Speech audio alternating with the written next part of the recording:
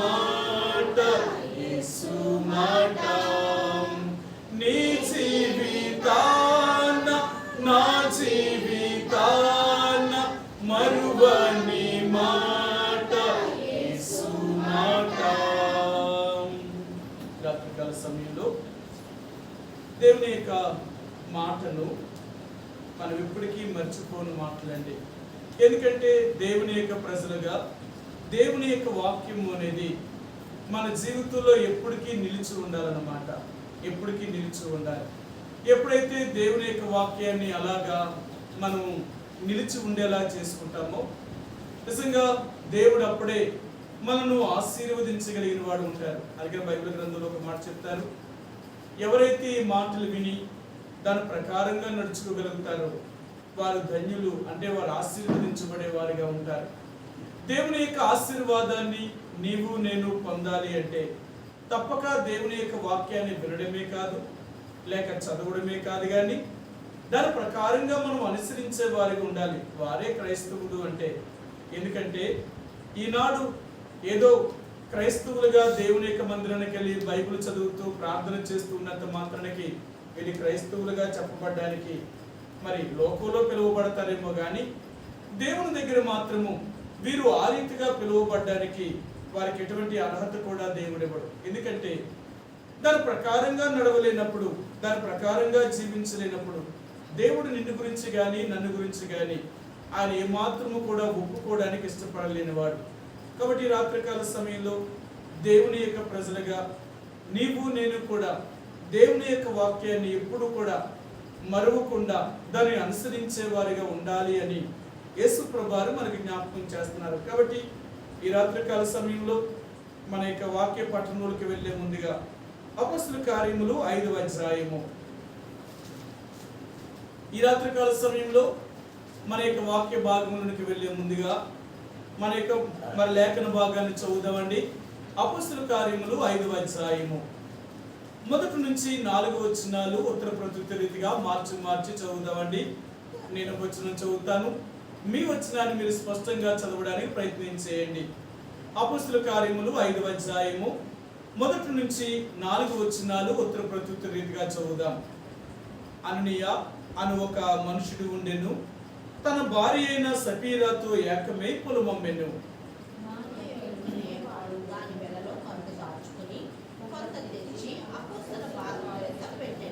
అప్పుడు పేతురు, అన్నయ్య, నీ భూమి వెలలో కొంత దాచుకొని పరిశుద్ధాత్మను మోసపుచ్చుటకు సాతాను ఎందుకు నీ హృదయమును ప్రేరేపించెను?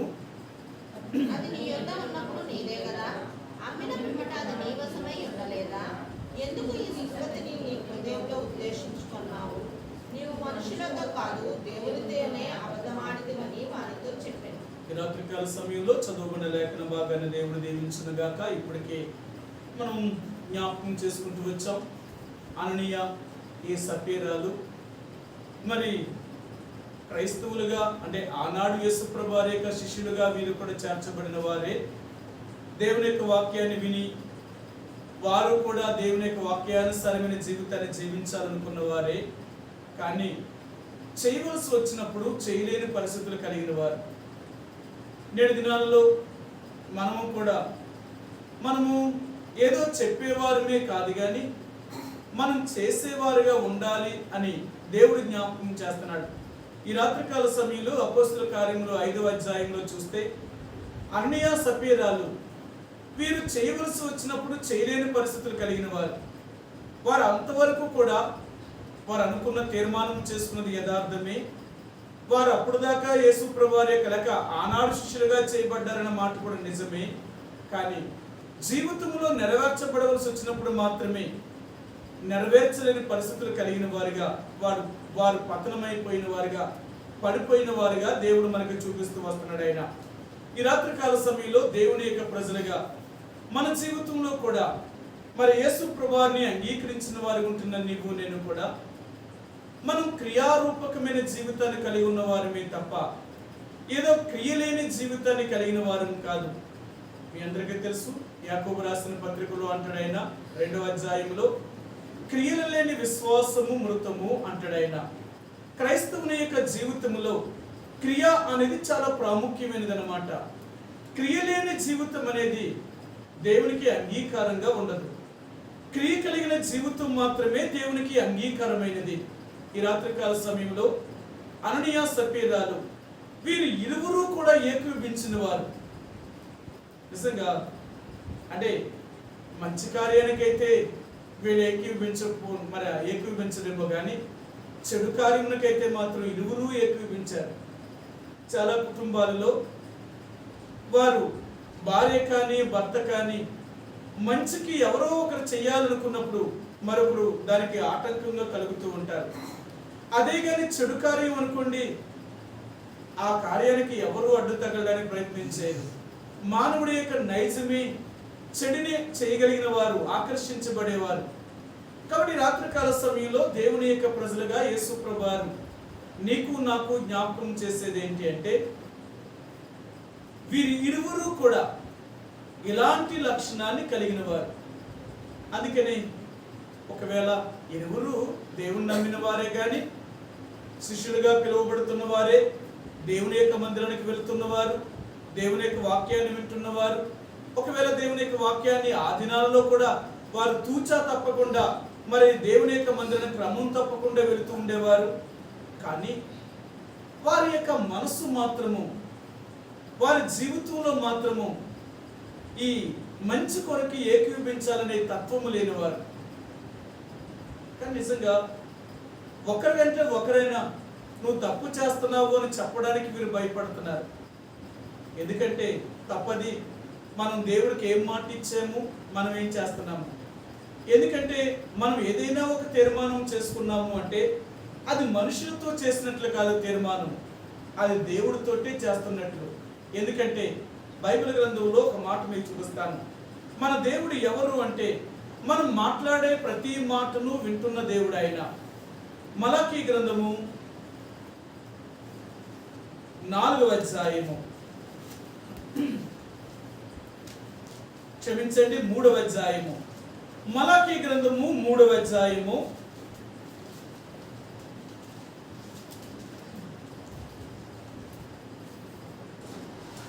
14, 15, 16 వచ్చినాలండి. గర్విష్ఠులు ధన్యులవుదురనియు యెహోవాను శోధించు దుర్మార్గులు వర్ధిల్లుదురనియు వారు సంరక్షణ పొందుదురనియు మీరు చెప్పుకొనుచున్నారు. అప్పుడు యెహోవా యందు భయభక్తులు గలవారు ఒకరితో ఒకరు మాట్లాడుకొనుచుండగా యెహోవా చెవియొగ్గి ఆలకించెను. మరియు యెహోవా యందు భయభక్తులు కలిగి ఆయన నామమును స్మరించుచు ఉండి వారికి జ్ఞాపకార్థముగా ఒక గ్రంథము ఆయన సముఖమునందు రాయబడెను. దేవుని యొక్క సముఖమునందు దేవుని ప్రజలు మాట్లాడే ప్రతి మాట రాయబడుతుంది. అర్థమైందా? కాబట్టి ఈరోజు దేవుడు అనేది ఏంటంటే, మనం దేవుడితో చేసుకునే ప్రతి తీర్మానాన్ని కూడా మనుషులతో మనం చేయలేదు కానీ దేవుడితోటే మనం తీర్మానం చేస్తున్నాం. అందుకని మనం ఏం చెప్తున్నామో ఆ మాట మీద మనం నిలబడవలసిన వారిగా ఉంటున్నామండి. క్రైస్తవుని యొక్క మాట చాలా ప్రాముఖ్యమైనది. మనం అందరిలాంటి వారం కాదు. ఒక మాట ఇచ్చాము అంటే మాటను ఖచ్చితంగా నెరవేర్చేవారు. ఒక మాట ఇచ్చాము అంటే తప్పకుండా నెరవేర్చేవారిగా ఉండాలి. అందుకని బైబిల్ గ్రంథంలో ఒక మాట అంటాడైనా, నీ మాట అవునంటే అవును, కాదంటే కాదు అంటాడు. ఏదైనా నువ్వు చెప్పినప్పుడు అది చెయ్యాలి. లేదు నువ్వు చేయలేని పరిస్థితులు ఉన్నప్పుడు మాట ఇవ్వకు, మాట ఇవ్వడానికి ప్రయత్నించేది. ఎందుకంటే దేవుని యొక్క ప్రజలుగా నీవు నేను కూడా అబద్ధం ఆడేవారం కాదు, మాట తప్పేవారం కాదు. మనం మాట తప్పకుండా ఎప్పుడైతే ఉండగలుగుతామో నిజంగా మనం దేవుని యొక్క ప్రజలమని లోకం గుర్తిస్తుంది. ఒకవేళ లోకం గుర్తించకపోని దేవుడు మనల్ని గుర్తించగలుగుతాడు. కాబట్టి ఈ రాత్రికాల సమయంలో దేవుని యొక్క ప్రజలుగా మనం మాట్లాడే ప్రతి మాటలను కూడా దేవుడు వింటున్నాడు, ఆయన ఆలకిస్తున్నాడు. కాబట్టి అందుకనే మన మాట ఏది మాట్లాడినప్పటికీ కూడా చాలా జాగ్రత్తగా మాట్లాడాలి. ఎందుకంటే దేవుడు ప్రతి దానికి కూడా విమర్శ చేసేవాడు. చాలాసార్లు అనుకుంటాం మనం మాట్లాడే మాటలు ఎవరు వింటలేదు అనుకుంటాం. కానీ బైబిల్ గ్రంథంలో అంటాడు, నీ పడక గదిలో ఉన్నప్పుడు కూడా నువ్వు మాట్లాడుకున్న మాటలు ఆకాశమందున దేవుడికి వినబడుతున్నాయి అంటాడు ఆయన. నువ్వు ఎక్కడ ఉన్నప్పటికీ కూడా, మన హృదయంలో అనుకున్నప్పటికీ కూడా, హృదయ రహస్యములు ఎరిగిన దేవుడు ఆ మాటను తప్పక ఆయన విమర్శ చేసేవాడు ఆయన. అందుకని సాధ్యమైనంత వరకు మనం మంచి మాట్లాడేవారు, మనం మంచిని చేసేవారు, మాట ఇచ్చేమా మాట తప్పకుండా ఉండేవారు. ఎందుకు అంటే అలాగ ఉండడానికి అలవర్చుకుంటూ యేసు ప్రభువారి యొక్క బిడ్డలుగా ఖచ్చితంగా ఆ రీతిగా ఉండడానికి ఇష్టపడతాం. అప్పుడే దేవుడు మనల్ని గుర్తించగలుగుతాడు. మాట మీద నిలబడలేనప్పుడు దేవుడు మనల్ని అంగీకరించడానికి ఇష్టపడ్డాడు. ఎందుకంటే మనం ఏం చెప్తున్నామో దానికి మనమే కట్టుబడలేనప్పుడు దేవుడు మనల్ని ఎలాగా ఆయన నమ్ముతాడు? లోకంలో చలజనుడు నిన్ను ఎలా నమ్మాలి అని అడుగుతారు. ఎలా నమ్ముతారు? నా మాట నమ్ము. నన్ను నమ్మడం అంటే నా మాటను నమ్మినట్టే. నువ్వు నా మాటనే నమ్మలేనప్పుడు నన్ను ఎలా నమ్మగలవు నువ్వు? దేవుని యొక్క ప్రజలుగా మనం దేవుని నమ్ముతున్నాము అంటే బైబిల్ను నమ్ముతున్నాం. మనం ఆయన చెప్పే ప్రతి మాట నమ్ముతున్నాం. ఏమని? ఇది దేవుని యొక్క మాటలు, ఇవి మనుషుడి యొక్క మాటలు కాదు అని మనం ఎప్పుడైతే దేవుడి మాటను దేవుడి మాటగా తీసుకుంటున్నామో అప్పుడే నీవు నేను కూడా దేవుని నమ్మినట్టు. మనం దేవుని నమ్ముతున్నామని చెప్పుకొని దేవుని మాటే వినకపోతే మనం ఎలా దేవుని నమ్మినట్టు? కాబట్టి రాత్రికాల సమయంలో దేవుని యొక్క ప్రజలుగా అననీయ సపీరాలు వీరి ఇరువురు కూడా మోసం చేయడానికి ఏకీభవించిన వారు. వీళ్ళు మంచి చేయడానికి అంత ఏకీభవించలేదేమో కానీ మోసం చేయడానికి మాత్రం ఏకీభవించారు. మరి ఇంతకాలం వాళ్ళు ఏం విన్నారు? వారు ఎలాగ వీరు శిష్యులుగా చేయబడ్డారు అంటే తప్పదు, అందరూ ఒకలాగా ఉండరు కదా. అందుకని వీరు దేవుని యొక్క బిడ్డలుగా చేయబడ్డారని చెప్పుకుంటున్నప్పటికీ వీరి స్వభావం మాత్రం మారలేదు. చాలాసార్లు మనకు అదే చెప్తూ ఉంటాడు, మారడం అంటే స్వభావం మారాలి, మన నైజం మారాలి. మన గుణము మారకుండా మనం ఎలా దేవుని బిడ్డలం అవుతాం? మన గుణము మారినప్పుడే మనం దేవుని బిడ్డలం అవుతాం. మనం గుణం మారలేనప్పుడు మనం దేవుని పిల్లమని చెప్పబడడానికి మనకు అర్హత లేదు. కాబట్టి రాత్రికాల సమయంలో దేవుని యొక్క ప్రజలుగా యేసు ప్రభువారు ఈ రోజు నీతో నాతో మాట్లాడేది ఏంటంటే, ఈ అననీయ సపీరాలు నన్నే మోసం చేశారు. సరే, దేవుడినే మోసపుచ్చాలనుకుంటున్నారు. చాలాసార్లు చాలా తెలివైన వాళ్ళం కదా మనం అనుకుంటున్నాం, మనం చేసేది ఎవరికి తెలుసు, మనం అనుకునేది ఎవరికి తెలుసు అని అనుకుంటాం. కానీ మనం చేసేది మనం అనుకునేది మనుషులకు తెలియకపోవచ్చు, దేవుడికి తెలుసు. అందుకనే ఈ రాత్రి దేవుడు అనేది ఏంటంటే, నేను నిన్ను విమర్శించే దేవుడని. ఒక రోజు ఉంది, నువ్వు కనిపించనివి సరే, కొన్ని కనిపించేలాగా చేస్తాం, కొన్ని కనిపించకుండా చేస్తాం. ఏది చేసినా ఒకరోజు మన దేవుడు నిన్ను లెక్కడగబోతున్నాడనే సంగతి మర్చిపోదు. ఆ తీర్పులోనికి రాకముందే ఈ లోకంలోనే మన జీవితాలు సరిచేసుకొని మన బ్రతుకును మార్చుకొని దేవుడితో కూడా ఉండడానికి ప్రయత్నించేద్దాం. కాబట్టి రాత్రికాల సమయంలో ఈ అపొస్తలుల కార్యములు 5వ అధ్యాయంలో అననీయ సపీరాలు వీరి ఇరువురు కూడా పరిశుద్ధాత్మను మోసపుచ్చాలి అనుకున్నారు. వీళ్ళ జ్ఞానం ఎంత పెరిగింది అంటే దేవుణ్ణే మోసం చేయాలనుకుంటున్నారు. ఎందుకంటే ఈనాడు మనం కూడా అదే కదా, దేవుడు చూడడు, మాట్లాడడు, వినడు. ఇంకా అలాంటి దేవుడు మనల్ని ఏం చేయగలడు? మనం ఏం చేసినప్పటికీ కూడా దేవుడు మనల్ని ఏమీ చేయలేడు అనుకుంటున్నాం. అందుకని బైబిల్ గ్రంథంలో అంటాడు, అసలు మనకి వివేచన జ్ఞానం ఉందా లేదా అనేది ఇక్కడ దావీదు ఒక మాటను జ్ఞాపకం చేస్తున్నాడు, చూపిస్తాను. కీర్తనాకారుడైన మరి ఈ 90వ కీర్తనలో ఈయన అంటే మోషే రచించిన ఈ దైవధ్యాన కీర్తనలో ఆయన ఒక మాటను ఆయన జ్ఞాపకం చేస్తూ వస్తున్నాడు, చూపిస్తాను మీకు. కీర్తన గ్రంథము 94వ కీర్తన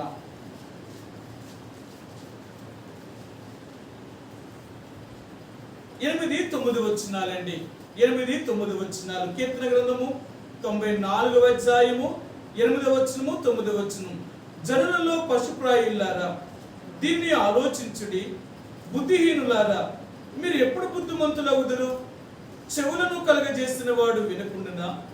కంటిని నిర్మించిన వాడు కానుకుంటున్నా మీరు ఎప్పుడు బుద్ధిమంతులు అవుతారు? లేక మీరు ఎప్పుడు మరి నిజంగా ఆలోచించగలుగుతారు? ఇంకా పశుప్రాయుల్లాగే ఉంటున్నారు మీరు. ఇలాగ ఉండద్దు. మీరు ఎలాగ ఉండాలి అంటే మీరు ఆలోచించేవారుగా పెద్దవారై ఉండాలి. రెండవదిగా మీరు బుద్ధిహీనులుగా ఉండకూడదు, మీరు బుద్ధిమంతులుగా ఉండాలి. ఎందుకు అంటున్నాడంటే చెవులనిచ్చిన దేవుడు వినకుండునా, కంటినిచ్చిన దేవుడు కానకుండునా. నీకు తెలుసా మన దేవుడు చూసేవాడు అని, వినేవాడు అని, మాట్లాడేవాడు అని, నడిచేవాడు అని, కార్యములు చేసేవాడు అని. ఎందుకంటే మన దేవుడు ఒక విగ్రహము కాదు, మన దేవుడు సజీవుడు. అందుకని మనం ఎక్కడ కూడా దేవుని యొక్క బొమ్మను పెట్టం. మనం ఎందుకు బొమ్మను పెట్టమంటే మన దేవుడిని బొమ్మను చేశాము అంటే ఆయన ఒక విగ్రహం అయిపోయినట్టే. మనం పెట్టిన విగ్రహం అక్కడే ఉండిపోతుంది, అది నడవదు, మాట్లాడదు, చూడదు, వినదు. అందుకని ఆ కీర్తన గ్రంథం 115వ కీర్తనడు ఆ వాటిని చేసిన వారు కానీ, వాటిని పూజించేవారు కానీ వాటితో సమానమైన వారు అంటాడు ఆయన. కాబట్టి మనం ఎప్పుడు కూడా దేవుని యొక్క బొమ్మలను పూజించేవారు కాదు. మన దేవుడు ఒక విగ్రహం లాంటి వాడు కాదు, మన దేవుడు సజీవుడు. కాబట్టి ఈ రాత్రి దేవుడు అనేది ఏంటంటే నిన్ను నిర్మించిన దేవుణ్ణి, నీకు అన్ని అవయవాలను ఇచ్చిన దేవుణ్ణి మరి నన్నే మోసం చేయాలనుకుంటున్నావా? నేను వినలేని వాడిని, నేను చూడలేని వాడిని ఎలా అనుకుంటున్నావు నువ్వు? నాకు అన్నీ తెలుసు, అందుకనే నేను నీకు అన్నిటినీ చూస్తున్నాను, వింటున్నాను అనే సంగతి నువ్వు గుర్తించగలిగితే నువ్వు ఎప్పుడైనా సరే మోసం చేయడానికి ఇష్టపడవు. సరే, మోసం చేయడానికి ఇష్టపడవు. 3 విషయాలు చెప్తాను: మోసము, కపటము, వేషధారణ. ఈ 3 ఒకే కోవకు చెందినవి అన్నమాట. ఈ 3 ఒకే కోవ. అంటే మోసం చేయడము, వేషధారణ, కపటము. అంటే ఈ 3 ఎలాంటివి అంటే మనసులో ఒకటి, పైకి ఒకటి. అందుకని దేవుడు అంటున్నాడు, అననీయ సప్పేరాలు దేవుని యొక్క పరిశుద్ధాత్మను మోసపుచ్చాలనుకున్నారు. ఎలాగా వీళ్ళు అనుకున్నారు? దేవునికి ఏం తెలుసు, పేతురుకి ఏం తెలుసు? మనం ఏది చెప్తే అదే నిజమని నమ్ముతారు, మనం వేధిస్తే అదే అనుకుంటారంటే. దేవుని యొక్క ప్రజలుగా మనం దేవునికి ఎలాగిస్తున్నాము దేవుడికి తెలుసు, ఎంత ఇస్తున్నాము దేవుడికి తెలుసు. నువ్వు ఏ స్థితిలో నుండి ఏ స్థితిలోకి దేవుడు తీసుకొచ్చాడు, ఆ స్థితిలో నుంచి దేవుడి స్థితిలో తీసుకొచ్చినప్పుడు మనం ఎంత దేవుడికి నమ్మకం ఉంటున్నాం. మన నమ్మకత్వం రుజువు చేయవలసింది మనుషులకు కాదు, దేవుడికి రుజువు చేయాలి. నిజంగా మన నమ్మకత్వాన్ని దేవుడికి రుజువు చేయగలిగితే దేవుడే నిన్ను నన్ను ఆశీర్వదించగలిగిన వాడు. ఎప్పుడు కూడా దేవుణ్ణి మోసం చేయడానికి ప్రయత్నించేది. దేవుని మోసం చెయ్యాలి అనుకుంటే మోసపోయేది మనమే, నష్టపోయేది మనమే. కాబట్టి ఈ రాత్రి దేవుడు అనేది ఏంటంటే మనం దేవుణ్ణి మోసం చేయడానికి ప్రయత్నించేది. మనం దేవుడి దగ్గర యథార్థంగా ఉండడానికి ప్రయత్నించే, నిర్దోషిగా ఉండడానికి ప్రయత్నించే, దేవుడి దగ్గర నీవుగా మరి కనపరుచుకోవడానికి, ప్రభువా నేను నేరము చేసిన వాడును చేసిన దానిని కాదు కదా అని చూపించుకోవడానికి ప్రయత్నించే. దేవుడు ఎందుకంటే హృదయ పరిశోధన చేసేవాడు ఆయన. మనం ఎంత యథార్థముగా జీవించగలుగుతామో అంతగా దేవుడు నిన్ను నన్ను ఆశీర్వదించగలుగుతాడనమాట. నిన్ను నన్ను దేవుడు అంతగా దీవించగలుగుతూ ఉంటాడు. కాబట్టి రాత్రికాల సమయంలో దేవుని యొక్క ప్రజలుగా యేసు ప్రభువారు నీకు నాకు జ్ఞాపకం చేసేదంటే మోసం చేయడానికి ప్రయత్నించేది. మోసం చేయడానికి ప్రయత్నించేది. మోసం అనేది ఈరోజు ఉంటుంది, రేపు ఉంటుంది, లేదా కొన్ని రోజులు, కొన్ని నెలలు, కొన్ని సంవత్సరాల దాకా ఉండొచ్చేమో. కానీ ఏదో ఒక రోజు మనం చేసిన మోసం బయటపడక మానదు. అందుకని బైబిల్ గ్రంథాలు అంటాడు, అంధకారంలో జరిగే రహస్యమైన కార్యములన్నింటినీ కూడా దేవుడు ఒక రోజు వెలుగులోనికి తీసుకొచ్చేవాడు ఆయన. మొదటి కొరింథీయులకు రాసిన పత్రిక 4వ అధ్యాయము. అపొస్తలుడైన పౌలు కొరింథీ సంఘానికి నేను చెప్తున్నాడు ఒక మాటను మీ జ్ఞాపకం చేస్తాను. 5వ వచనం. 4వ అధ్యాయము కొరింథీయులకు రాసిన మొదటి పత్రిక 4వ అధ్యాయము 5వ వచనం. కాబట్టి సమయము రాకమునుపు అనగా ప్రభు వచ్చు వరకు దేనిని గూర్చియు తీర్పు తీర్చుకుడి. ఆయన అంధకార మందలి రహస్యములను వెలుగులోనికి తెచ్చి హృదయములోని ఆలోచనలను బయలుపరిచినప్పుడు ప్రతి వానికి తగిన మెప్పు దేవుని వలననే కలుగును. అంధకారములో ఉన్న రహస్యమైన కార్యములను ఆయన వెలుగులోనికి తీసుకొచ్చేవాడు. ఆయన మనం అనుకుంటున్నాం, నా రహస్యమైన జీవితము కానీ, నా రహస్యమైన కార్యములు కానీ, నేను రహస్యంగా చేసినవన్నీ కూడా ఎవరికి తెలుసు అని అనుకుంటున్నాం. ఒకవేళ మనుషులకు తెలియకపోవచ్చు, ఎందుకంటే మనుషులు అన్ని సమయాల్లో నీతో ఉండలేరు. కానీ దేవుడు అన్ని సమయాల్లో కూడా ఉండగలిగిన వాడు. మీ అందరికీ తెలుసు, దావీదు దేవుడి దగ్గర ఒప్పుకున్నప్పుడు ఎలాగ ఒప్పుకున్నాడో మీకు చూపిస్తాను. కీర్తన గ్రంథము 18వ కీర్తన, క్షమించండి 19వ కీర్తన, కీర్తన గ్రంథము 19వ అధ్యాయము 12వ వచనం అండి. 19, 12. తన పొరపాట్లను కనుగొనగలవాడెవడు? నేను రహస్యముగా చేసిన తప్పులను క్షమించి నన్ను నిర్దోషినిగా తీర్చుము. దావీదు దేవుడి దగ్గర అడుగుతున్నాడు, ప్రభువా, నేను రహస్యముగా చేసిన నా తప్పిదములను క్షమించు, నా తప్పులు క్షమించు. దేవుని యొక్క బిడ్డలారా, ఈ రాత్రి దేవుడు నీకు నాకు కూడా జ్ఞాపకం చేసేది ఏంటంటే, మనం రహస్యముగా చేసే ప్రతి తప్పుని కూడా దేవుడు ఖండించగలడు. ఆయన చూస్తున్న దేవుడు. దేవుడికి రహస్యమైనదంటూ ఏదీ లేదు. అందుకని ఎప్పుడు దేవుణ్ణి మోసం చేయడానికి ప్రయత్నించేది నువ్వైనా నేనైనా. ఎందుకో తెలుసా, మనం దేవుడు మోసపోయేవాడు కాదు. నువ్వు చెప్తే నీ మాట నమ్మేవాడు కాదు. దేవుడు నమ్మాలి అంటే నీ హృదయాంతరంగాలను చూసేవాడు. అందుకనే దేవుడు అంటాడు, నువ్వు పలుకుతున్న మాట నీ హృదయంలో నుంచి వస్తుందా, నీ నోట్లో నుంచి వస్తుందా దేవుడికి తెలుసు.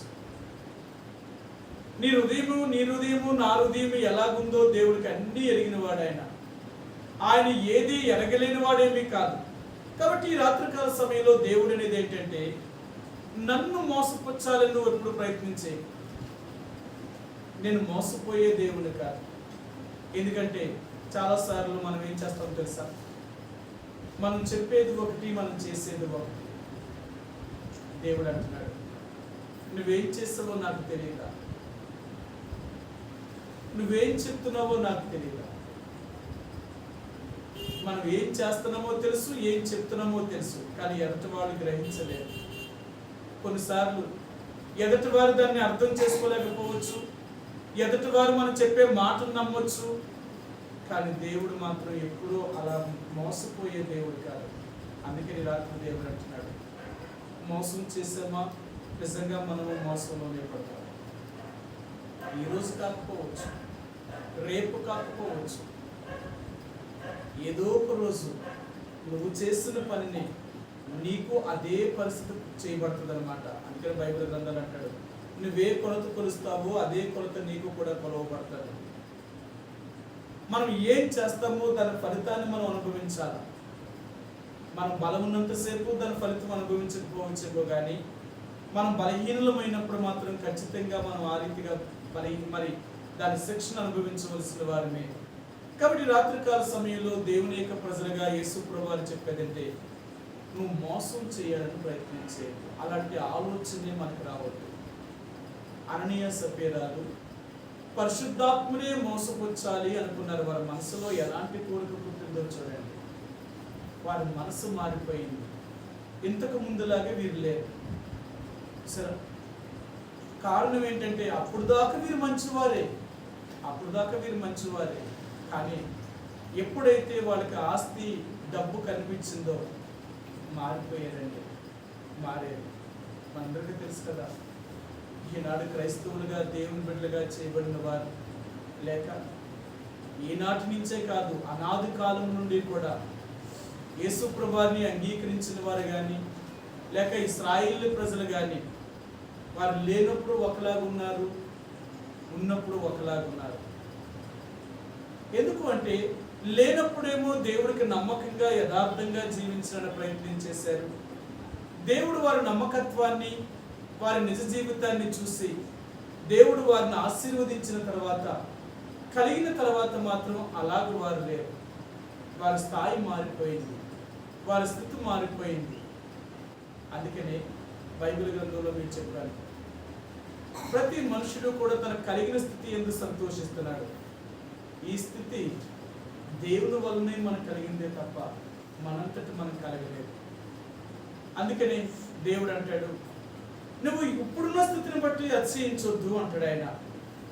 ఎందుకు అంటే ఇట్టి అతిశయాన్ని బట్టి దేవుడు సంతోషించేవాడు కాదు. నేను చూపిస్తాను ఖచ్చితంగా ఆ మాట. అపోస్తలుడైన పౌలు ఎంత ఖచ్చితంగా చెప్తాడో ఆ మాట నేను చెప్తాను. యాకోబు రాసిన పత్రిక 4వ అధ్యాయము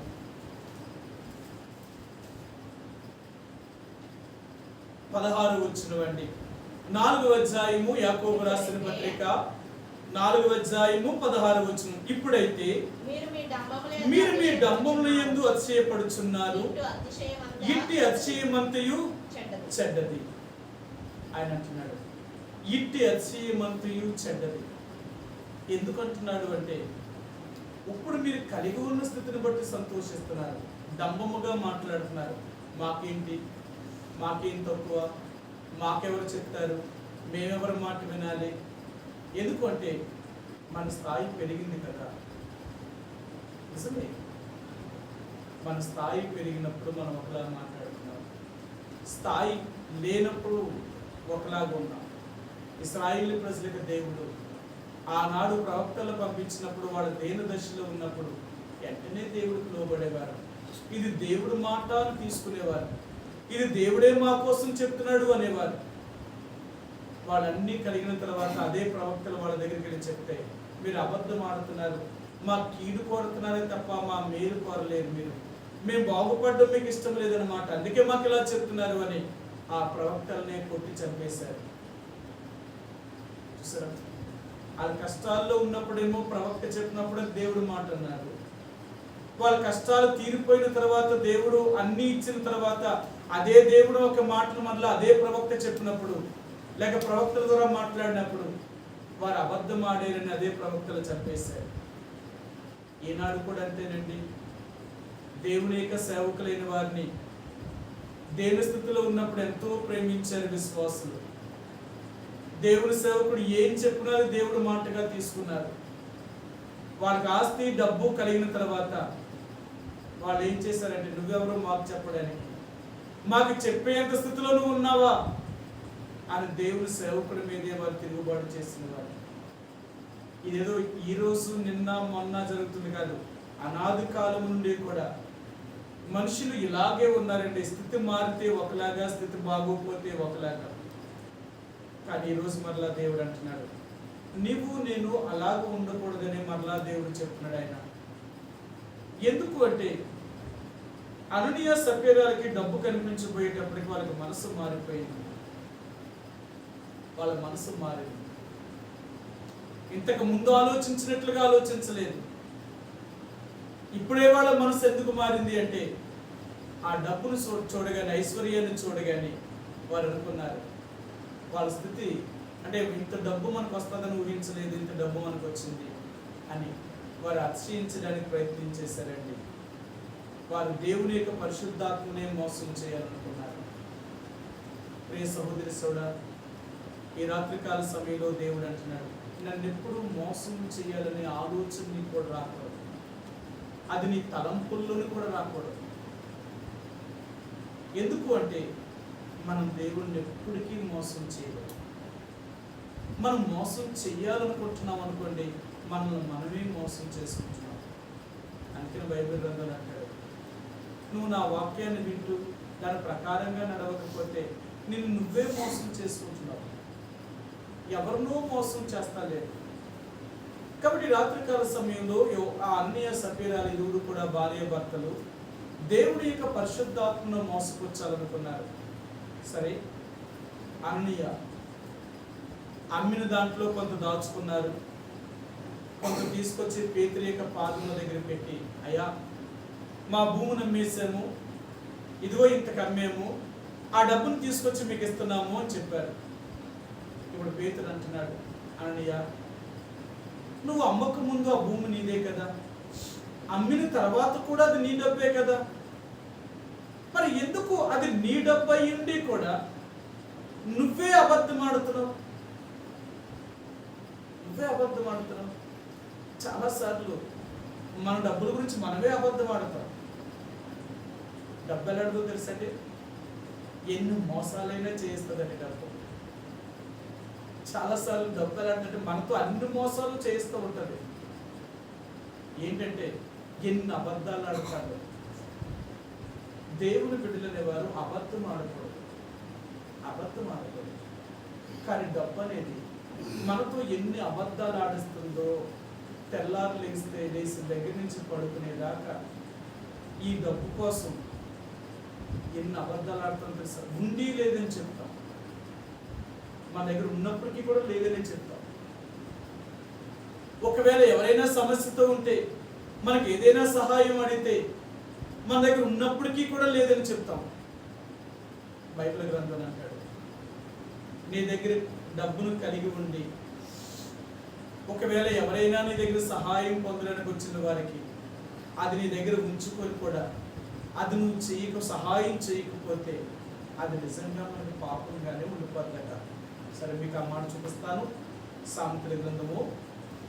ఆనాడు సొలొమోను మహారాజు ఈ యొక్క ఎంత చక్కగా ఈ మాటను ఆయన జ్ఞాపకం చేశాడు అంటే, మన దగ్గర ఉన్నప్పటికీ కూడా అది ఎవరికి సహాయం చేయలేనప్పుడు, అడిగిన వారికి మనం ఇవ్వలేనప్పుడు అది మనకి ఎలాగ పాపంగా ఉంటుందో సొలొమోను ఈ సామెతల గ్రంథంలో చక్కటి మాటను ఆయన వాడాడండి. మీకు చూపిస్తాను. సామెతల గ్రంథము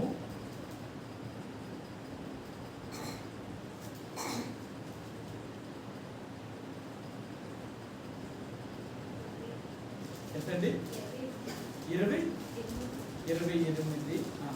ఎంతమ్మా? 28. 3:28. సామెతలు 3:28. చూడండి ఒకసారి, చదువుతాను. 3:28.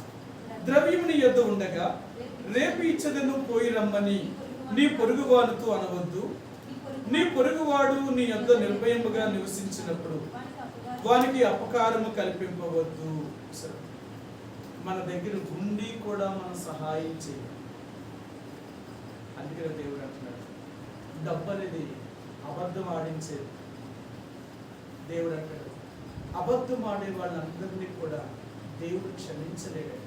సరే, మీకు ఆ మాట చూపిస్తాను, ఏం చేస్తాడో చూపిస్తాను. మనం అనుకుంటాం అబద్ధమే కదా అనుకుంటాం, కానీ అబద్ధాలు ఎంత దూరం తీసుకెళ్తాయో చూడండి, చూపిస్తాను మీకు. కీర్తన గ్రంథము 120వ కీర్తన.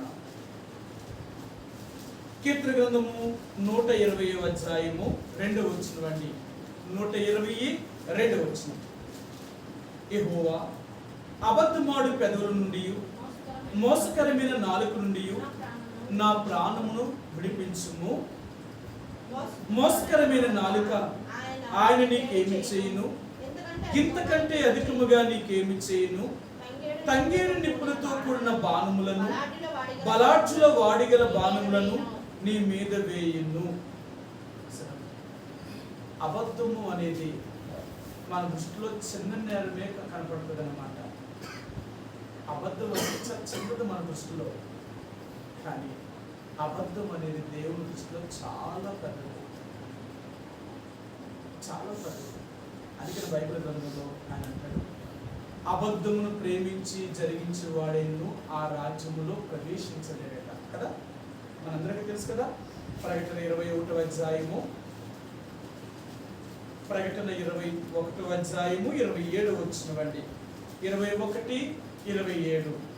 గొర్రెపిల్ల యొక్క జీవ గ్రంథమందు రాయబడిన వారే దానిలో ప్రవేశింతురు గాని నిషిద్ధమైనది ఏదైనను అసహ్యమైన దానిని అబద్ధమైన దానిని జరిగించు వాడైనను దానిలోనికి ప్రవేశింపడు. సరే, మనం అబద్ధం అంటే చాలా చిన్నగా తీసుకుంటాం. దానికే ఉందలే, ఆ అబద్ధానికే దేవుడు పెద్ద మన పరలోకం తీసుకెళ్ళడా, ఈ చిన్న అబద్ధానికి కదా, లేదా ఈ అబద్ధానికేనా అనుకుంటాం. కానీ బైబిల్ అంటున్నాడు, అబద్ధం అనేది పరలోక రాజ్యాన్ని చేరకుండా మనల్ని చేసేది. దేవుని యొక్క ప్రజలుగా అబద్ధం ఆడడానికి మాత్రం దేవుని బిడ్డలు ఎప్పుడు కూడా ఇష్టపడరు. అబద్ధం ఆడకుండా ఉండడానికే వారు ఇష్టపడతారు తప్ప అబద్ధం ఆడడానికి ఇష్టపడరు.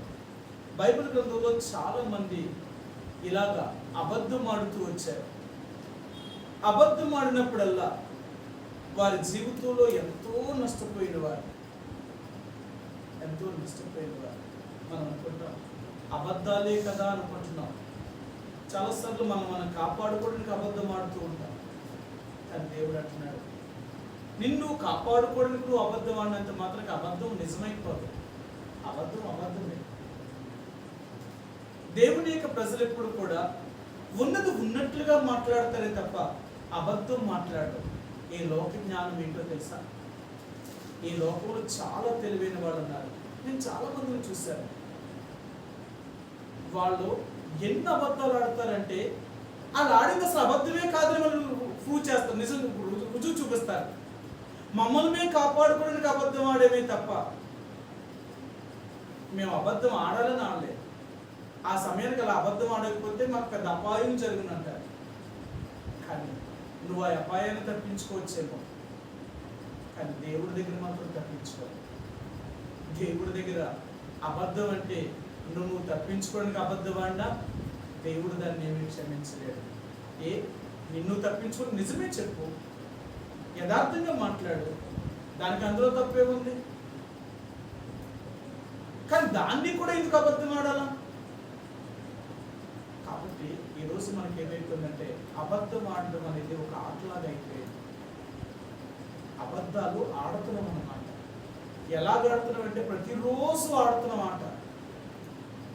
ఈ రాత్రి దేవుడు అంటున్నాడు, దేవుడి దగ్గర అబద్ధం ఆడదు.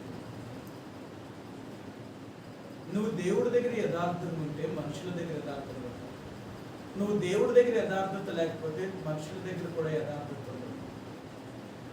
అందుకని దేవుడు అంటాడు, నువ్వు దేవునికే భయపడలేని వ్యక్తివి ఇక మనుషులకి ఎక్కడ భయపడతావు? నువ్వు నిజంగా దేవుని యందు భయభక్తులు కలిగి ఉండగలిగితే మానవుల దృష్టి యందు కూడా నువ్వు దయపొందిన వాడు అవుతావు. నువ్వు దేవుని యొక్క దృష్టిలో ఆయనకి తగినట్లుగా ముందు జీవించు. నువ్వైనా నేనైనా ఆయనకి ఇష్టమైన వారిగా మనం జీవించగలిగితే అప్పుడు మనుషుల దృష్టిలో కూడా మనం ఇష్టమవుతాం. మనం దేవుడి దృష్టిలో మంచివారం కాకపోతే మనుషుల దృష్టిలో కూడా మనం మంచివారిగా ఉండలేము. మనం నటిస్తాం అంతే. వాళ్ళు అనుకుంటారు ముందు మన కోరు పడలేక లేకపోతే మన గురించి మాట్లాడితే ఏమనుకుంటారని, ఏదో మన ముందు మనం పొగున్నట్టు అనిపిస్తారు, కానీ మనం వెనక్కి వెళ్తే మన గురించి చెప్తారు వాళ్ళు. కాబట్టి ఈ రాత్రి దేవుడు అనేది ఏంటంటే అబద్ధం అనేది అదేమి చిన్న నేరము కాదు.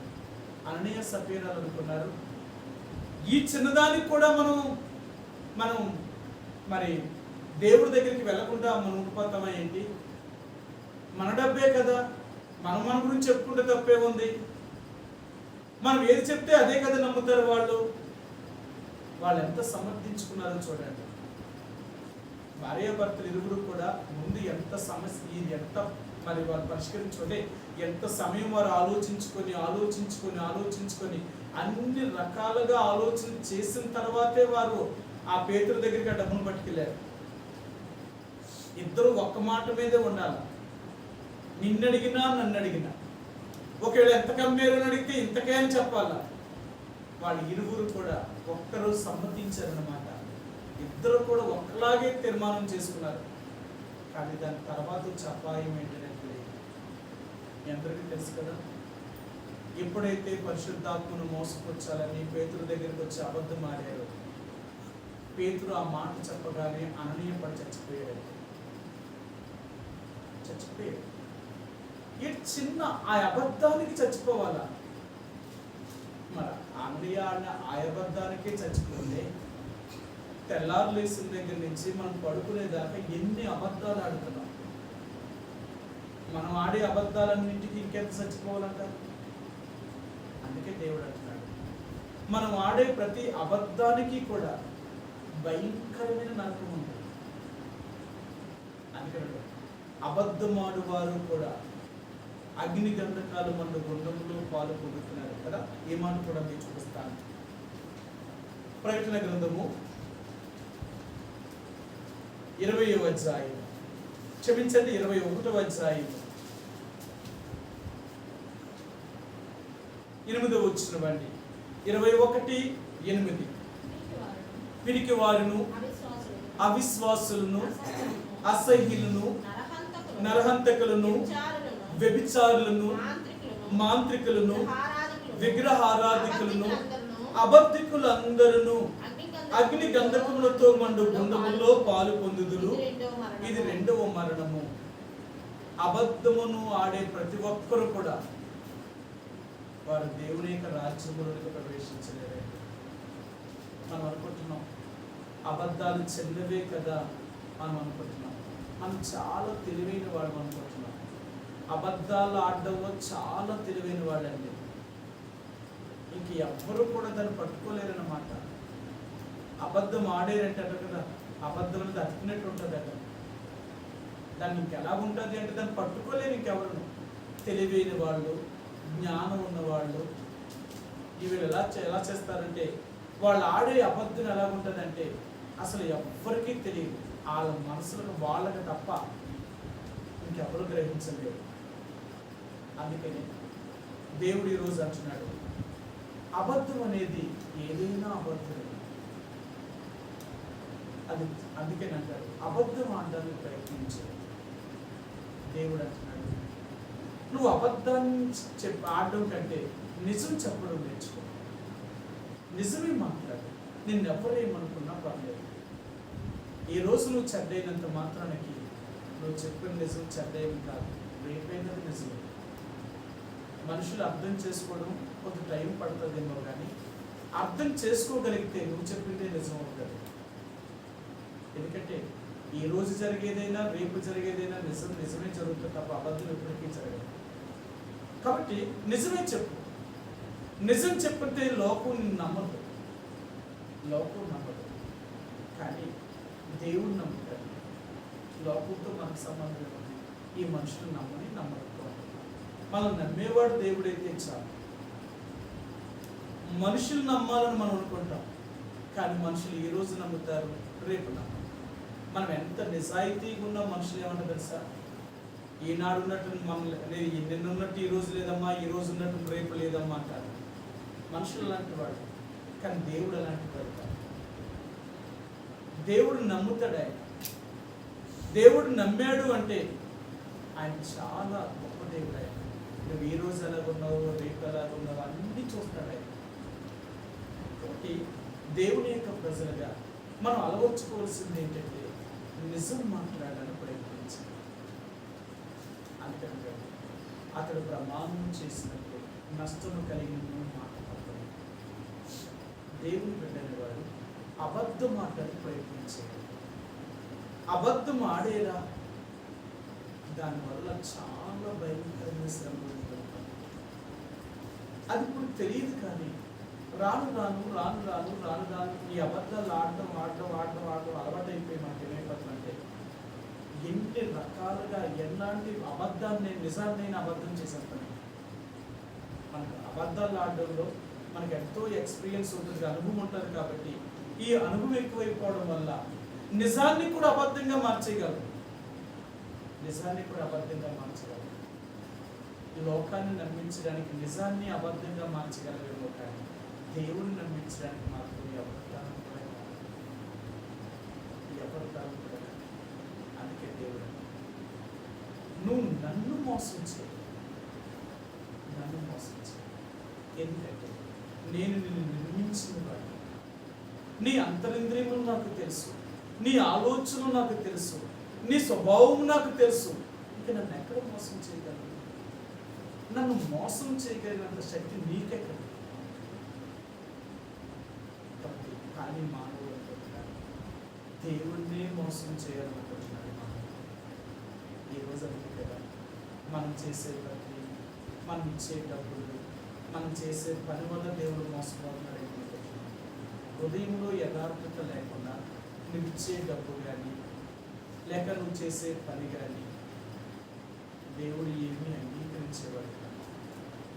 దేవుడు కావాల్సింది ఏంటంటే యథార్థవంతులు ఇచ్చే ప్రతిదాన్ని దేవుడు దీవిస్తాడు. మన దేవుడు న్యాయాన్ని ప్రేమించేవాడు, యథార్థతను ప్రేమించేవాడు తప్ప అబద్ధాన్ని ప్రేమించే దేవుడు. అననీయ సభ్యురాల జీవితంలో అబద్ధం ఆడటం అనేది వాళ్ళకి పెద్ద నేరము అని తెలుసుకోలేకపోయారు. అది ఎంత నేరము అంటే వాళ్ళు చచ్చిపోయేంత నేరం. వాళ్ళ ప్రాణాలు ఇరువురు పోగొట్టుకున్నారు. భార్యాభర్తలు ఇద్దరు చచ్చిపోయారు.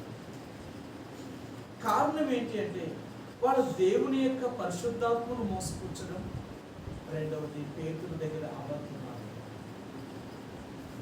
అబద్ధం అనేది ఎంత ప్రమాదకరమైనదో చూడండి. అందుకని దేవుడు అంటున్నాడు, అబద్ధం ఇలాగ ఆడటం అలవాటు అయిందనుకో నిజం ఇప్పటికీ చెప్పలేదు. నీ జీవితం నిజం పలదు. కారణం ఏంటో తెలుసా? ఇంకా అబద్ధాలే మనకు వాడిక అయిపోయినప్పుడు నిజం ఎక్కడ చెప్తావు? నిజం చెప్పు. కానీ నిజం చెప్పుడు అలవర్చుకున్నావా? అబద్ధం ఇప్పటికీ అబద్ధం ఆడి. కారణం ఏంటో తెలుసా? అలవర్చుకున్నా కదా, నిజం చెప్పుడు నేర్చుకోగలరు. అందుకని మన దేవుడు ఎప్పుడూ కూడా నిజమే పలకమంటున్నాడు. నిజమే ఉన్నదే పలక, అబద్ధం ఆడి హృదయపూర్వకంగా నిజం పలకాలి. సరే కారణాలు చూపిస్తాను. కీర్తన 15 కీర్తన గ్రంథము 15వ అధ్యాయము, కీర్తన 15వ అధ్యాయము 2వ వచనం. కీర్తన 15:2 యథార్థమైన ప్రవర్తన కలిగి నీతిని అనుసరించుచు హృదయపూర్వకముగా నిజము పలుకువాడే. హృదయపూర్వకముగా నిజం పలకాలి. నిజం ఎప్పుడు పలకడానికి నేర్చుకోవాలి. ఈ రాత్రి దేవుడు మనకు అననీయ సభ్యురాల ద్వారా నేర్పించేది ఏంటంటే అబద్ధం ఆడదు. ఎవరు చూస్తా లేదులే, ఎవరు నాది ఏంటలేదులే, నా మనసులో ఉన్నది ఏంటిలే అని ఇలా కనుకోదు. దేవుడు చూస్తున్నాడు, దేవుడు వింటున్నాడు, నా హృదయాన్ని గ్రహించగలిగిన వాడు దేవుడు. కాబట్టి నేను ఎందుకు అబద్ధం ఆడాను? నిజమే పలుకుతాను, నిజమే పలుకుతాను. అబద్ధం చెప్పవలసినంత అవసరం నాకు లేదు. నిజం పలకడం అనేది దేవుని బిడ్డలు అలవర్చుకుంటే ఎంత ప్రమాదకరమైన పరిస్థితి వచ్చినప్పుడు కూడా నిజం పలుకుతారు. కానీ నిజం అనేది నిన్ను కాపాడుకోవచ్చు. నీ నీతి నిన్ను కాపాడుతుంది, నీ యథార్థ ప్రవర్తన నిన్ను కాపాడుతుంది. అబద్ధము లేకుండా నువ్వు జీవించగలిగితే లోకం నీకు హాని చేయొచ్చేమో, కానీ దేవుడు నిన్ను కాపాడుతాడు. దేవుడు కాపాడుతాడు. ఎందుకంటే యథార్థంగా జీవించేవాడు భయపడ్డాడు. ఈ లోకంలో ఎవరికి భయపడతాడు? తప్పు చేయలేనప్పుడు ఎందుకు భయపడతాడు? కానీ తప్పు చేస్తే భయపడాలేమో. కానీ కాబట్టి రాత్రి దేవుడు అనేది ఏంటంటే నీవు నేను కూడా అబద్ధము అనేది మన జీవితంలో నుంచి వెళ్ళిపోవాలి. అబద్ధం ఆడడానికి ప్రయత్నించేది. ఎందుకో తెలుసా? అబద్ధం ఆడినా మనం దేవుని యొక్క రాజ్యాన్ని పోగొట్టుకుంటాం. ఈ భయం మనకుంటే మనం అబద్ధం మనం అనుకుంటున్నాం, అబద్ధం ఆడేసి దేవుడి దగ్గరికి వెళ్ళిపోవాలని. అబద్ధం ఆడేది దేవుడిని క్షమించు అంటే దేవుడు అంటాడు, నువ్వు తెలియక అబద్ధం ఆడలేదు కదా. ఒకవేళ నువ్వు తెలియక అబద్ధం ఆడితే నిజంగా క్షమిస్తాను. నీకు తెలుస్తుండే నువ్వు అబద్ధం ఆడుతున్నావు అని తెలుసుకో. నీకు తెలుసుకోడా? నువ్వు అబద్ధం ఆడితే ఇప్పుడు నా దగ్గరికి వచ్చి నువ్వు ఎలా క్షమాపణ అడుగుతావు? నేను ఎలా క్షమించమంటావు? నువ్వు తెలియక చేస్తుంటే నేను క్షమించగలను. మీరు తెలుసుండి చేసిన తర్వాత కూడా క్షమాపణ అడగాలంటే నేను అలా చేయను. తెలిసి చేసిన ప్రతి పాపానికి నువ్వు శిక్ష అనుభవించాలి. అనుభవిస్తానంటే నీ పాపాన్ని క్షమిస్తాను. నువ్వు అనుభవించలేను అంటే నీ పాపాన్ని నేను క్షమించలేను. ఇష్టం నువ్వేం చేయాలనుకుంటున్నావు నీ తీర్మానం.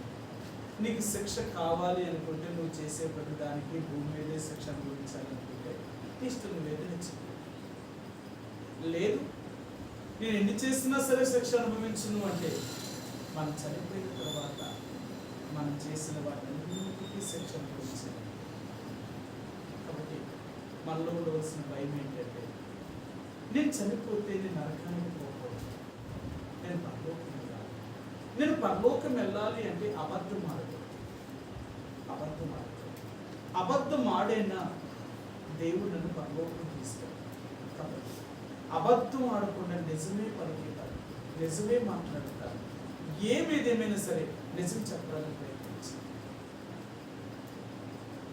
ఎప్పుడైతే నిజం పలకడానికి మనం నేర్చుకోగలుగుతామో దేవుని యొక్క రాజ్యంలో మీరు సూర్యుని వలె తేజలుతారండి.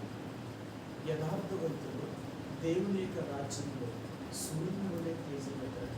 వారిలో ఏ పాపము కనపడదు. ఎందుకంటే దేవుని యొక్క ప్రజలు వారు అలాంటి వారు. ఎవరైతే నీతిని జరిగిస్తూ, ఎవరైతే యథార్థమైన జీవితాన్ని జీవిస్తూ అబద్ధములు ఆడకున్నట్లుగా వారి జీవితాన్ని కాపాడుకోగలుగుతారో దేవుని యొక్క రాజ్యంలో వారు ఏ మంచ అంటే ఏ కల్మషం లేని వారుగా ఒక సూర్యుని వలె వెలుగుతూ ఉంటారు. ప్రియ సహోదరి సోదరుడా, ఈ రాత్రికాల సమయంలో దేవుని యొక్క ప్రజలుగా యేసు ప్రభువు నేర్పించేది అబద్ధం మాట్లాడుతూ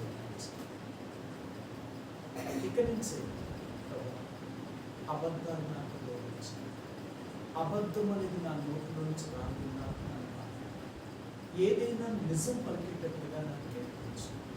ఎందుకంటే అబద్ధం అనేది చిన్నదైనా పెద్దదైనా దేవుని యొక్క రాజ్యంలో ప్రవేశించుకుంటాను, అది నన్ను నరకానికి తీసుకుని వెళ్తాను. అందుకని అబద్ధములు అనేవి నాకు గౌరవించు. దావీదు మహారాజు సొలొమోను మహారాజు దేవుని అడుగుతాడు, ఏమని అడుగుతాడో నేను చూపిస్తాను. సామెతల గ్రంథంలో ఈయన దేవుడి దగ్గరికి వచ్చి 2 మనవులని ఈయన అడిగాడు. ఈ మనవులలో ఎలా కలిగాడో నేను చూపిస్తాను. 30వ అధ్యాయము సామెతల గ్రంథము 30వ అధ్యాయము 7వ వచనం అండి. 30వ అధ్యాయము 7వ వచనం. సామెతల గ్రంథము 30వ అధ్యాయము 7వ వచనం అండి. దేవా, నేను నీతో 2 మనవులు చేసుకొనుచున్నాను, నేను చనిపోక ముందు వాటిని నాకు అనుగ్రహింపు. వ్యర్థమైన వాటిని అబద్ధములను నాకు దూరముగా ఉంచు. సొలొమోను అడుగుతున్నాడు, ప్రభువా, వ్యర్థమైన వాటిని అబద్ధాలని నాకు దూరంగా ఉంచు. అబద్ధమాడే పరిస్థితులు నాకు రాకూడదు. అబద్ధమాడే పరిస్థితుల్ని రాకుండా నన్ను కాపాడు. సొలొమోను అడుగుతున్నాడు, అబద్ధాలు నాకు గౌరవించు. అలాంటి పరిస్థితులకు నన్ను తీసుకెళ్ళాను. ప్రతిరోజు మనం దేవుని ప్రభావ నేను శోధనలో ప్రవేశించుకున్నాను, శత్రువులను శోధించుకున్నట్లుగా. అలాగే ప్రభావ నేను అబద్ధం ఆడకుండా ఉండేటట్టుగా అబద్ధాలు నాకు గౌరవించు. ఒకవేళ అబద్ధం ఆడేలాంటి పరిస్థితులు నా దగ్గరికి వస్తే నేను అబద్ధం ఆడుకున్నట్లుగా నేను కాపాడు. నేను అబద్ధం ఆడితే నీ బిడ్డను ఎలా చేస్తాను? నాకు కష్టమైనా నష్టమైనా అబద్ధాలను మాత్రం గౌరవించాను. నేను అబద్ధం ఆడాను.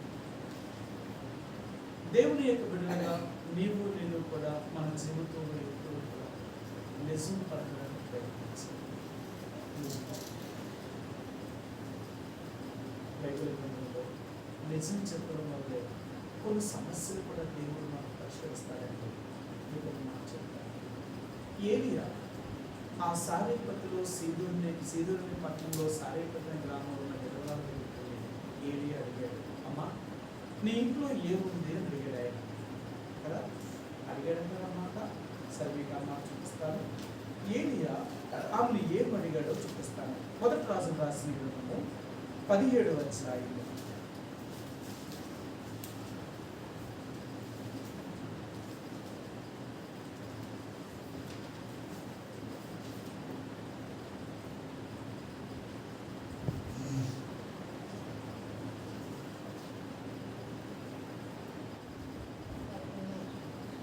17వ అధ్యాయము 12, 13 వచనాలండి. అందుకని నీ దేవుడైన యెహోవా జీవముతో తొట్టెలో పట్టెడు పిండియు బుడ్డిలో కొంచెం నూనెయు నా యొద్ద ఉన్నవే గాని అప్పము ఒకటైనను. అయ్యా, నా దగ్గర నువ్వు అడిగిన అప్పం ఏమీ లేదు. నా దగ్గర ఉన్నది ఏంటి అంటే కొంచెం పిండి కొంచెం నీళ్ళు మాత్రమే ఉంది. అదే ఎందుకు చెప్పాలి? తనకు అవసరమైంది. ఇప్పుడు మన ఇంట్లో ఏముందో ఆయనకి ఏం చెప్పాలంటారా? ఆయన చెప్పవలసిన అవసరం ఏమీ లేదు. కానీ ఏం చెప్తుంది?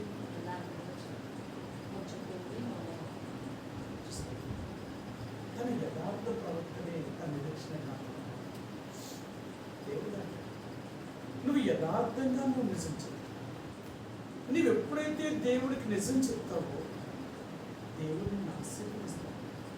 మనం అనుకుంటున్నాం నిజం చెప్పామంటే లోకంలో మనం బ్రతకలేమని మనం అనుకుంటున్నాం. కానీ లోకంలో నువ్వు బ్రతకలేమనుకుంటున్నావే తప్ప దేవుడి దగ్గర నువ్వు బ్రతకలేవనే సంగతి మర్చిపోయావు. నిజం చెప్తే లోకంలో నువ్వు బ్రతకలేవేమో, కానీ దేవుడి దగ్గర బ్రతుకుతావు. నిజం చెప్పకపోతే లోకంలో బ్రతుకుతావు, కానీ దేవుడి దగ్గర బ్రతుకుతావు. ఎందుకంటే సార్ దేవుడి దగ్గర నువ్వు తలెత్తుకొని ఉండలేవు. నువ్వు చేసే మోసం, నువ్వు చేసే అబద్ధాలు, నువ్వు చేసే క్రియలు నీ మీద సాక్ష్యం కలుగుతావు. నీ అంతరాత్మ నేను ప్రతిసారి కూడా గుచ్చుతూనే ఉంటుంది, నేను బ్రతకనివ్వదు. అందుకనే దేవుని యొక్క బిడ్డలుగా మన అంతరాత్మకు మనం సాక్ష్యం ఏమంటాను. మనలో దేవుని ఆత్మ ఉంది అని రుజువు చేయడానికి గల ఆధారం ఏంటి? ఏమన్నా వాక్యం ఇచ్చాను అక్కడమాట. నాకు నువ్వు రక్షణ పొందేవా? ఆ రక్షణ పొందాను. రక్షణ పొందిన తర్వాత అంటే నువ్వు దేవుని బిడ్డవే అని నీకు ఎలా తెలుస్తుంది? నువ్వు దేవుని బిడ్డవయ్యావు కదా, నువ్వు దేవుని బిడ్డవని నీకు ఎలా తెలుస్తుంది అని అడిగారు. నిజమే కదా, దేవుని బిడ్డవని నీకు ఎలా తెలుస్తుంది? నీకు ఎలా తెలుస్తుంది? అసలు మనం దేవుని బిడ్డవని మనకు ఎలా తెలుస్తుంది? మనం దేవుని బిడ్డలేనా? మన అందరం యేసు ప్రభువుకి దేవుని రక్షణ మారు మనసే అనుభూతికి వచ్చే కదా, మన అందరం దేవుని బిడ్డలేమైనా? ఇందులో సందేహం ఏమైనా ఉందంటారా? దేవుని బిడ్డలు అంటే ఎలా దేవుని బిడ్డలు అవుతాం? మన మాట మారుతుంది, ప్రవర్తన మారుతుంది. ఎలా చెప్పుకుంటే నరక మారుతుంది, క్రియలు మారుతాయి, అన్నీ మారుతాయి. నాకు ఇది కాదు, మీరు ఎలా చెప్తే నేనే చెప్తాను. మనం దేవుని బిడ్డలేమని ఎలా రుజువు చేస్తాం? మనం దేవుని బిడ్డలేమని ఎలా రుజువు?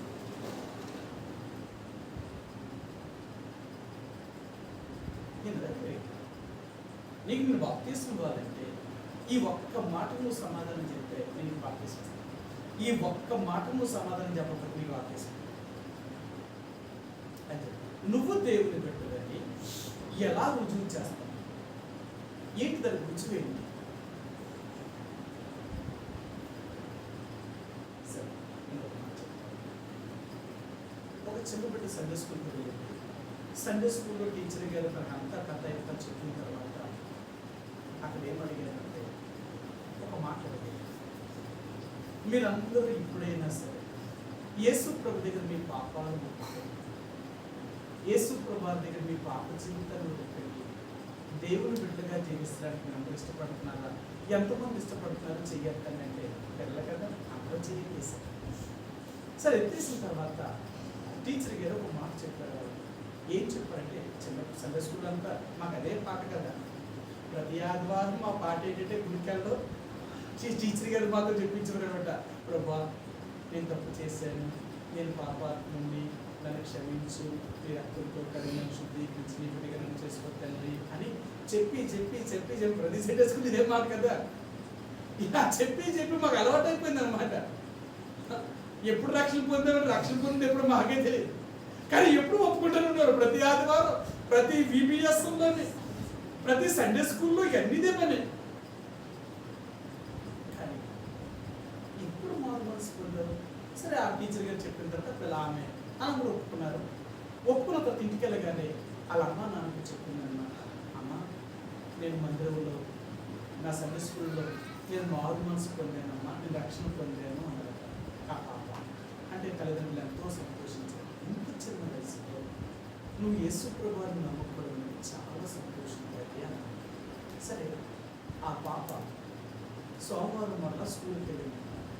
స్కూల్కి వెళ్ళిన తర్వాత ఆ పాప పక్క పాపతో వాళ్ళిద్దరికి గొడవ వచ్చి ఆ పాప ఈ పాపను కొట్టింది, ఈ పాప ఆ పాపను కొట్టింది. వీళ్ళిద్దరు కొట్టుకున్నారు. కొట్టుకున్న తర్వాత ఇప్పుడు ఇంటికి వచ్చిన తర్వాత వాళ్ళ అమ్మతో చెప్పిందంట ఈ పాప. ఏం చెప్పింది? అమ్మా, నేను గుడిలో మారు మనసు పొందాను కదా, నిజంగా నేను మారు మనసు పొందలేదమ్మా, నేను తప్పు చేశాను. తప్పు ఎందుకు? మరి మారు మనసు పొందని తప్పు చేయకూడదు కదా, నేను మరలా తప్పు చేశాను, నేను నేను మారు మనసు పొందలేదు అని ఏడ్చేస్తున్నాను. అప్పుడు అసలు నువ్వు మారు మనసు పొందలేదు అనడానికి ఇది కారణం అని అడిగింది. ఇప్పుడు నిన్నేమో మారు మనసు పొందాను అంటావు, ఈ రోజేమో నేను మారు మనసు పొందలేదు అంటున్నావు. నిన్ను పొందాను అని చెప్పడానికి గల కారణం ఏంటి? ఈ రోజు పొందలేదు అని చెప్పడానికి గల కారణం ఏంటి? అసలు ఏంటి, నీకు ఎలా తెలిసింది అన్నది. అప్పుడే పాప చెప్పిందంట, నేను మారు మనసు పొందితే మరి నా పక్కన ఉన్న నా ఫ్రెండ్ ఇది ఈ రోజు నాకు గొడవ వచ్చింది, అది నన్ను కొట్టింది, అది కొడితే నేనేం చేసింది, తిరిగి నేను కూడా కొట్టేసిందాన్ని. మరి అలా దేవుని బిడ్డలే అలా కొట్టకూడదు కదా, మరి నేను కొట్టాను కదా, మరి నేను కొడితే మరి ఇప్పుడు నేను దేవుని బిడ్డలాగా అవుతాను అన్నది. అప్పుడు నువ్వు నిజంగా మారు మనసు పొందేవే అని చెప్పాను. నేను మారు మనసు పొందలేవేటమ్మా, నేను మారు మనసే పొందితే నేను తప్పు చేయను కదా అంటున్నట్టు ఈ పిల్ల. కానీ ఆలమ్మ అంటుందట, లేదు నువ్వు నిజంగా మారు మనసు పొందేవు అంటుందట. ఎలా? నేను మారు మనసు పొందింది ఎలా అని చెప్పు అన్నాడు. నువ్వు తప్పు చేసావు అని చెప్పి చూసావా నేను అంటున్నా, అంటే నువ్వు మారు మనసు పొందేవా లేదని చెప్పు. దేవుని బిడ్డలో ఉన్న మనస్సాక్షి ఏంటో తెలుసా? మనం చిన్న తప్పు చేసినా మనం నిద్రపోలేదు. మనం తప్పులు చేసాము అంటే మన అంతరాత్మ మనం పక్కన ప్రతిసారి కూడా నేను తప్పు చేశాను, నేను చేసి ఈ అంతరాత్మ పీడించకపోతుంది అనమాట. మళ్ళా అది ఒప్పుకొని విడిచిపెట్టేదాకా మనం దాన్ని ఆపలేము. ఇంకా కొన్నిసార్లు కొంతమంది దేవుని బిడ్డలైనటువంటి మనస్సాక్షి చచ్చిపోతారు. అది ఎన్ని తప్పులు చేసినా, ఎన్ని అబద్ధాలు అన్నా అసలు తప్పే అనిపించదు. నేను తప్పు అని మాటే వాళ్ళకి రాదనమాట. ఎక్కువ తెలుసా, ఈ నిజంగా మారు మనసే పొందలేదు.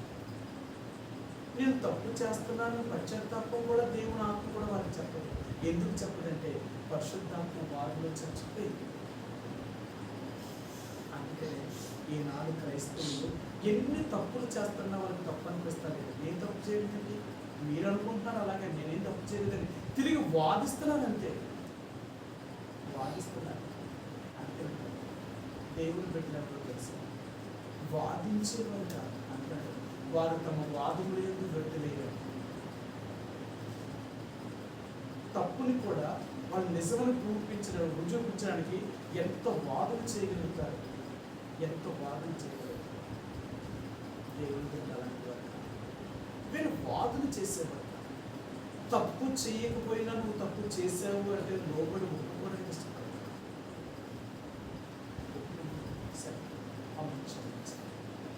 మేము చేసింది మా దృష్టిలో తప్పు కాకపోయినా మీ దృష్టిలో తప్పుగా కనబడుతున్నప్పుడు ఒప్పుకోవడానికి ఇష్టపడతాను. ఇంకా మళ్ళీ తిరిగి చెప్పమన్నా ఏమో మన దృష్టిలో జ్ఞానం కాదు, ఆ దృష్టిలో జ్ఞానంగా చూశారు.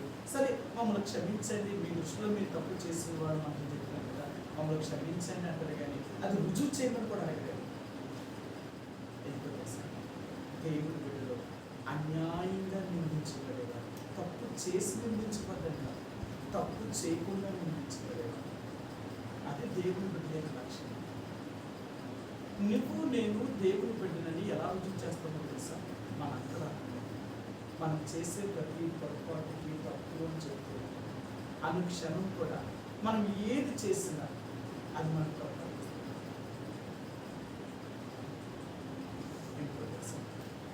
ప్రతి దాంట్లో కూడా చాలా జాగ్రత్త. కొన్నిసార్లు ఎప్పుడైనా చేసేది లేదో నాకు తెలియదు, కానీ కొన్నిసార్లు ప్రార్థన చేసుకుంటాం. మనకి భోజనం దగ్గర కూర్చోగానే ముందు ప్లేట్లు అన్నీ వేసుకున్న తర్వాత ప్రార్థన చేసుకునే పోయించారు. కొన్నిసార్లు ప్రార్థన చేసుకున్న తర్వాత ఏదో మంచిలు తెచ్చుకోవడానికి గుర్తొచ్చిందనుకో, మంచిలు తెచ్చుకుంటాం. వెళ్ళి తెచ్చుకొని ఇలా ప్రార్థన చేసుకుని మర్చిపోయి మళ్ళీ ప్రార్థన చేసుకుంటాం. ఒకవేళ కొన్నిసార్లు చేసుకోలేదు, చేసేసుకుందాం అనుకున్నట్టు గొంతులో పెట్టుకున్న తర్వాత అయ్యో నేను ప్రార్థన చేసి ఆ మొత్తం నోట్లు లేకుండా ప్రార్థన చేస్తాం మనసులో, ప్రభా నన్ను క్షమించు, చేసుకుని నన్ను పొరపాటులో నేను తినేపోయాను, ప్రభా నువ్వు ఇచ్చవి ఆహారం నీకు వందనాలు, ఇదంతా నీ దయ వల్ల మాత్రం మాకు కలిగిందని కూడా చెప్పాలి. ఎంత చిన్న దాని దగ్గర కూడా ఇంకెలాగా నోట్లో పెట్టుకున్నా మీకైతే పోదు కదా అలా కూడా చెప్పాలి. దేవుడిచ్చిన ప్రతిదానికి మనం దేవుడి కృతజ్ఞత చేస్తాం. అంత జాగ్రత్తగా ఉంటాం. దేవుని బిడ్డలు ఎంత జాగ్రత్తగా ఉంటారంటే ప్రతి చిన్న దాంట్లో కూడా నేను దేవుడి దృష్టిలో నేరం చేసిన వారు అది మన మనస్సాక్షి మనం ఎంతగా చేస్తాం తెలుసా. ప్రతి చిన్నదానికి కూడా చెప్తూ ఉంటారు, నువ్వు ఎలా ఉండాలా, నువ్వు ఇలా చేసేవాడు, నువ్వు ఎలా ఉంటావు, ఇలా ఉండవు, ఇది కాదు అది చేయాలి, అది కాదు ఇలా ఉండాలా. ఇవన్నీ మనకు ఎవరు బోధిస్తున్నారు అంటే దేవుని ఎందరైతే దేవుని ఆత్మ చేత నడిపించుకుంటారో వారందరూ దేవుని. మనం నడిపించేది దేవుని, మనం దేవుని ఆత్మ చేత నడిపించబడేవారు. ఈ రోజు నువ్వు నేను దేవుని బిడ్డమని చెప్పడానికి నిదర్శనం సాక్షి. మనం ఏం చేస్తున్నామో, ఏం చేసామో, ఏం చెప్తున్నామో ఇవన్నీ మన అంతరాత్మ తెలుసు. అందుకని ఎప్పుడు తప్పు చేసినా మన అంతరాత్మ మనం దోషావతం అవుతూనే ఉంటుంది. మనం సజీవంగా దేవుళ్ళలో ఉన్నాము అని చెప్పడానికి మన అంతరాత్మే మనం చెప్పేది. కాబట్టి ఈరోజు మనకు దేవుడు నేర్పించేది ఏంటంటే అబద్ధం అనేది, మోసము అనేది చేయడానికి ప్రయత్నించాలి. ఇంతవరకు ఏదో అయిపోయింది, ఇక నుంచి అబద్ధం ఆడకుండా ఉండడానికి ప్రయత్నించాలి. అలవర్చుకోండి. ఇది ఒక రోజుకి, 2 రోజులకి, 3 రోజులకి జరిగేది కాదు ఈ ప్రాసెస్, ఈ పద్ధతి. చచ్చే లోపుగా మనం అబద్ధము లేని వారిగా చాలా మనం చచ్చిపోయినప్పుడు ఎలా ఉంటుంది సార్, నిర్దోషమైన వారు. ఇక మన పాపములన్నీ కూడా విడిచిపెట్టేసి మన మీద ఎవరు ఏ నేరం కూడా మోపపడుతున్నట్లుగా అలాంటి యథార్థంగా నిర్దోషమైన మరణాన్ని మనం అనుభవించాలి. అందుకని ఒకదాన్ని మనం అలవర్చుకోగలిగితే ఒక రోజుకి మనం కూడా దేవునికి తగిన సమానమైన సంపూర్ణతను వస్తుంది. మనందరము క్రీస్తుకు కలిగిన సమానమైన సంపూర్ణతలోనికి రావాలి. అలాంటి సంపూర్ణతలోనికి రావాలి అంటే ఒకదాన్ని మనం విడిచిపెడుతూ రావాలి. అలా చేయగలిగితేనే మనం పరలోక రాజ్యంలో ఆయనతో కూడా ఉండగలం. మనం సంపూర్ణం కాలేకపోతే దేవుడు మనకు పరలోకంలో తీసుకుంటాడు. కానీ మనందరినీ దేవుడు సంపూర్ణతను తీసుకురావాలనుకుంటాడు. మనం ఎప్పుడైతే సంపూర్ణతలోకి వస్తామో అప్పుడు దేవుడు ఈ భూమి మీద నుండి మనం పరలోకం తీసుకెళ్తాడు. సంపూర్ణతలను రావడం కొరకు మనం ప్రయత్నించాలి. మన వంతు మనం ఏం చేయాలంటే నేను దేవుని కొరకు ఇలాగ బ్రతకాలి, ఇలాగ ఉండాలి, ఈ రోజు నేను ఇలా జీవిస్తాను, ఇక్కడి నుంచి నేను ఇలా బ్రతుకుతాను. ప్రతిదీ తీర్మానం అన్నమాట. మనం ఎంతగా దేవుడి దగ్గర తీర్మానం చేసుకోగలుగుతామో ఆ తీర్మానాన్ని కట్టుబడి మనం జీవించగలిగితే మనం తప్పక దేవుడి యొక్క రాజ్యంలో ప్రవేశించగలుగుతాం. కాబట్టి ఈ రాత్రి దేవుడి అబద్ధం కానీ, మోసం కానీ, కపటమైన జీవితం, ఈ మూడు మన జీవితంలో ఈ మూడాటిని విసర్జించడానికి ప్రయత్నించాలి. ఈ మూడాట్ల వల్ల మనం అబద్ధకులుగా చేయలేదు. ఈ మూడే మనం అబద్ధకులుగా మారుస్తాం. వీటి వల్లే మనం అబద్ధం ఆడతాం. మనలో ఉన్నది బయటికి చెప్పేస్తే ఎక్కడేమనుకుంటారో అని మనసులో ఒకటి బయట ఒకటి అని కనుక నీ మనసులో ఒకటి పెట్టుకుని బయట నుంచి చెప్తున్నావు అంటే అబద్ధం ఆడుతున్నావు. నేను నువ్వే అబద్ధం ఆడుకుంటున్నావు. అంటే ఈ కపటం కానీ, మోసం కానీ, ఇలాంటి మరి వేషధారణ కానీ మనం కలిగి ఉంటే అబద్ధికులుగా చేయబడతాం. మనం అబద్ధికులుగా చేయబడతాము అంటే దేవుని యొక్క రాజ్యంలో ప్రవేశించి అన్య సత్యరాలు వీళ్ళు ఇరువురు చేసిన పాపమును బట్టి ఆ అబద్ధం అనడం వల్ల వారి ఇరువురు మరణించారు. వారి శిక్ష ఏంటి అంటే వాళ్ళకి మరణాన్ని పడింది. అలాంటి మరణాన్ని అనుభవించడం వల్ల ఏంటి వాళ్ళకి ప్రయోజనం? ఆ దాచుకున్న డబ్బు వల్ల వాళ్ళకి ఏముంది? ప్రాణం ఏంటి? నీవు నేను అలాంటి నష్టంలోకి ఆత్మ సంబంధిత నష్టపోకూడదు. ఆత్మీయంగా మనం సమకూర్చుకునే వారిని తప్ప నష్టపోయేవారంటే ఆత్మీయ మనందరికీ ప్రభు సహాయం చేయాలంటే ఈ 3 నుంచి 7 ప్రయత్నించక ఆగిగా ప్రభు మనకు సహాయం చేయకుండా ప్రార్థించుకుందాం. మా ప్రేమ కలిగిన పరలోకమందున